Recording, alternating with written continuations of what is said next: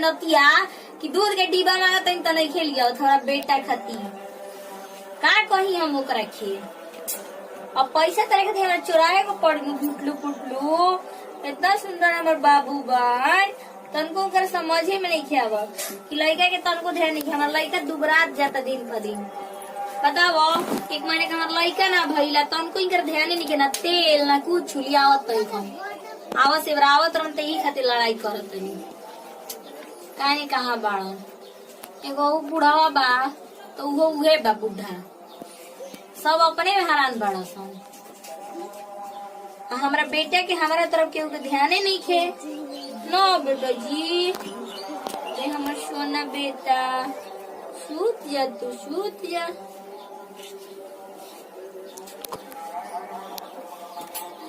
बाबू के हम अपना का करी कुछ समझे में नहीं क्या का खरीद के लिए आई डिब्बा के दूध अभी पियाई नहीं खी सकत अपना बेटा के पैसा नहीं खे के लिए आई जाके कि पियाई दूध खरीद और पैसा चुराई के पड़ी हमारा काहे पतो है का हाला कइले बाड़ू बका बका देखत नहीं बाबूजी है लड़का के भइले क दिन होता है क दिन कहां भी तो 20-25 दिन होते हुए अरे वो बेटा बाबे नलायक रखले बटा कौन के बहरिया कहीं मान ल कि का रहल का ना पहले नंबर तो का क्यों ना कर्म जरूर में पैदा रहल कि पैदा होते ओकर मेहतारी मर गुल हमर मेहरारू मर गुल हाँ हां अब बताइए को बेटा भइल तो कहीं की डिब्बा के दूध लिया दी पिए खाती कमीनी में बुझाता कि मांग ले डबरा लाल तेल मांगत नहीं कुछ लियावत नहीं खा सही में उनका रुपये कमाई में आग लागो बुझाता नु कि मैं कमीनी कनियो देता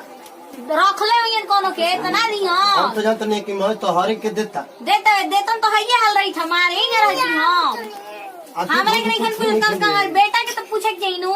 आ नतिया के दूध कुछ नहीं खेलिए कुछ नहीं खेलिए तेल लिए ले लगावे कुछ नहीं खेलिए कुछ ना हां तारे हरे के कुछ लिए है हमारे के लिए हम ऊपर पड़त नहीं नु कि हमारे के लिए के दी एक बाबू आवत नु तो हमारे के बोला के भेंट कराबो बताइए बाबूजी रहुए ना बोले कि हम करके अरे हम तो का बोलियो करे के पतो है हम तो इहे जानत है कि क्यों ना 76 में पैदा भइलो हो कि ओकरा के फायदा होते हमर मेहरारू मर गई गांव में सही में एकदम कुलक्षण बड़े दादा लेकिन पोसे में पाले में खतना मेहनत भइल हमारा बताइए इतना सुंदर है बेटा हमार बाबा एगो ना कपड़ा लात लिया उधर ना कुछ एगो कपड़ा पहने के अपना बाबू के हम क दिन राखी आ गर्मी के दिन बा हम बानी नु हमारा के देख के सब्र करे सब नाच के हम अपने क दे सब क दे कितना रोज करेम रो कितना कमा दे की करेम बताई अरे को पैसा के टेंशन नहीं खेलेबे के हम बानी नु ठीक है बा और कोनो दिक्कत बता रहा दिक्कत मैं घर में दिक्कत भी पूछत नहीं बुलाई कहां बना बुलाई तुम करके कहां काने गइलन कोनो से मुंह मारवावे रखले बनन बहरिया नु ओकर नीसन के लाग गइल ना हमारे से कह के ना भूल है हमारे से कह के कब जाला हां तो हमारे से कब कह के जाला हम तो द्वार पे बानी होने देखी कौन लइका से बोलाई तो द्वारा पसंद करे के अच्छा तब देखो तनी पता करो ए बाबूजी सुनी ना एक बात कहो हां बोलो जान तनी लइका से शुरू पता लगाई ना आ बस के रे हो जान तनी बाबूजी ओ लइका कुली आवे न सम गौवा के चार गो लफुआ बा ओकर निसन से तनी पता करी माने तनी बात में कि सुनीलावा कौन लड़की की के नहीं खेल रखले कुछ भलक मिलल का हां हैं हां जानकारी सुनी ना ये तो पल्ला लवा रहेला अनिल रहेला नंदुआ रहेला ओ अनिलो मानो रमुआ रहेला हां सुनी ना एगो मुगलिया रहेला अरे सुनी ना जो हो लइका काम ना करला अनिल कैमरा वाला हां डाउनलोडिंग वाला बारो तो दुकानिया हां उहे लइका सुनी ना उहे लइका से तनी पूछे नु कि अनिल सुनीला कौन लड़की से बतियाला का ठीक है वो कल हम पता है ना क्या पतु ये तो मानो तो नहीं अपने मुंह लागी तो बताइए सब हो ना जो पूछला पे कहला कि कामे करे जाते तो कुछ पैसा के करे के तो हम तो जानते नहीं तोहरे के देता अच्छा बाबूजी बताइए रुआ हमरा के पैसा देता तो हमरा लइका से बढ़ के पैसे बा हमरा खातिर ना ना लइका से बढ़ के पैसा नहीं छै बताई हार तो समझे में नहीं क्या तू का करत है अच्छा रह तब हम जात तनी पता लगावे ठीक बजाई हां ठीक तो पहले अनिलवे की है जाई हां पहले अनिल के जाई पनलवा के भरे जाई पनलवा उहो काहे ने बताई कि उहो 10 को लड़की से फोन पे बतियाता रात के बतियाओ तो फोन पर तो बड़का बाबूजी नहीं की सुनी ना बड़का बाबूजी कहत रही कि रात भर फोन से बतियावता का जाने कौन लड़की से बतियावता कि रात भर नींदो नहीं खिलावता अनिलवा के ठीक है ठीक है सुनो ना हाँ जात तनी जब पलवा के घरे ना जिनु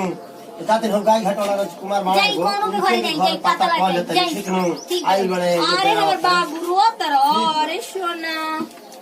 इना लायक बेटा ऐसन बा ओ ले जान ले ये लिहल अरे हमर बाबू मत रो का हो का करते लो इतनी खा लो ऊपर पड़ा तनी हटाई अपन है काहे की जेल में का दिक्कत बा हां कुछ ना तू नाम तुम लोग का देखो तुम क्यों दातू होगा 10 गो मेहरी रख ले बड़ा बहरिया तनी खा कह लइका के देखे उतर चल जाइए से मेहरी ना तो 10 गो तू अगर आवा हो आवा तारे के बताएंगे अगर हवा है कि बड़ा हवा है बैठ जा 2 मिनट मने जा बैठे हमार कपार पर अब बोला का कहत का हो दिल चलवा ऐ हमारे बेटे के नाम मत बिगाड़न तो बेटा का नाम हमारा हो बेटा तो नाम ना बिगाड़ी देख लवा ना हमारे बेटा के नाम राज है राज बेटा दूध पीले का ना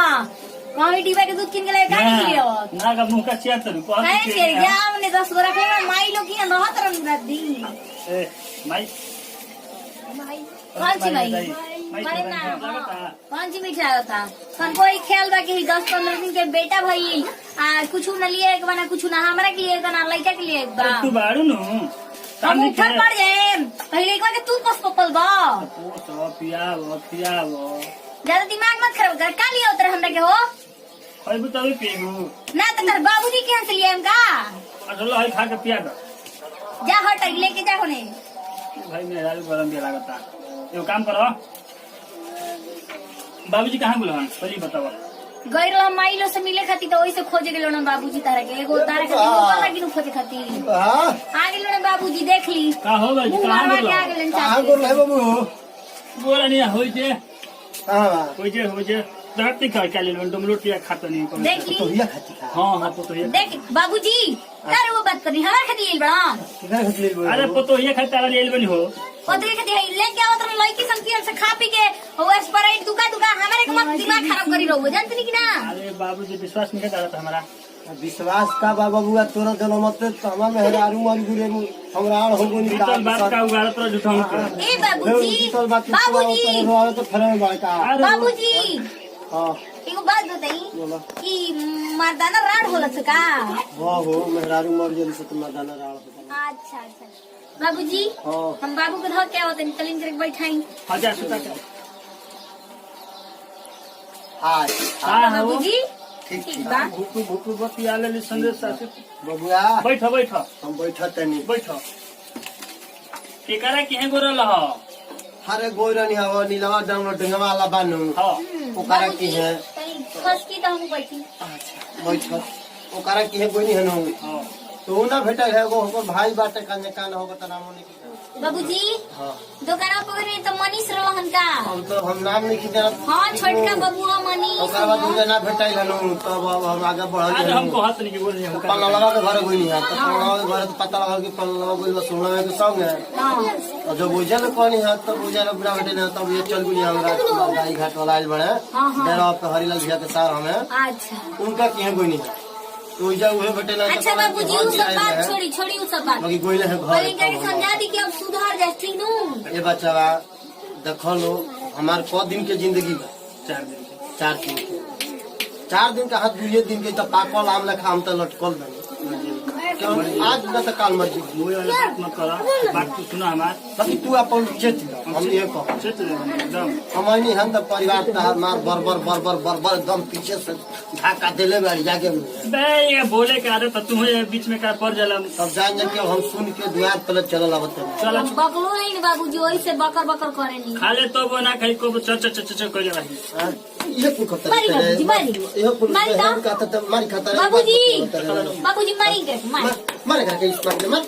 मारी मारी ना बहुत है ना हमारे बाबू का मत मार बाबू के मत मारा हमारे का बाबू वाला भेल दनी अरे हम बड़ा करके पोसे में पाले में बड़ा मेहनत लागल ठीक है मैं कर तो लेकर गाधा ऐसे पिटवा दिया बाबू कहत रहा केरो प्लस हम लोग कनी हां मतलब तू मेहरारू खात मार केवा दला हमारा बबुआ सुन पहले बात जाके मुंह खरके लगा जे हम हट ना बबुआ ऐसा तो मत करे तू ही रह, देखिए तो बारे में दादा हमारा खाती के बारे दादा हमारा तो तेही तरबे ते मत तो तोरा के तारी तो एके लेके तू रखो हम चला ना बबुआ ना तो ही के जौन कही तो करबो तू ना बबुआ ते जवन कहलो तेवने होई बाकी कमा के दे मार पर हमारा के ना तो कमा के हम जन ते करे के देते रहे जितने की के कोई को देते दे तनी ऊपर कौन केहू के दे देती है अब का कही हम चल हट देखाइन तबे मार के पुट्ठा तू ले की बकर वाला कोई लगा कहे ओकरा छोड़ के है घुमात नहीं हम अब चली हने आई त काम बा हट रुक ए बाबूजी छोड़ी करे के सलाह कल हन दुगो बात हमन के बात हो गई हम जात टाइम गिरा नहीं लिया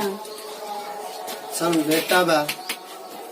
मेहरारू के बात सुनो तो देखो दूता बड़ा लागल अतले ऊपर मेहरारू ऑर्डर मरलस घर में तले मर नमस्कार प्रणाम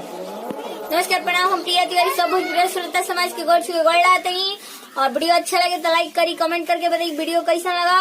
और ऐसे अच्छे से वीडियो देखा थी बेल आइकन घंटी दबा दी और चैनल के सब्सक्राइब नहीं किया तो सब्सक्राइब कर दी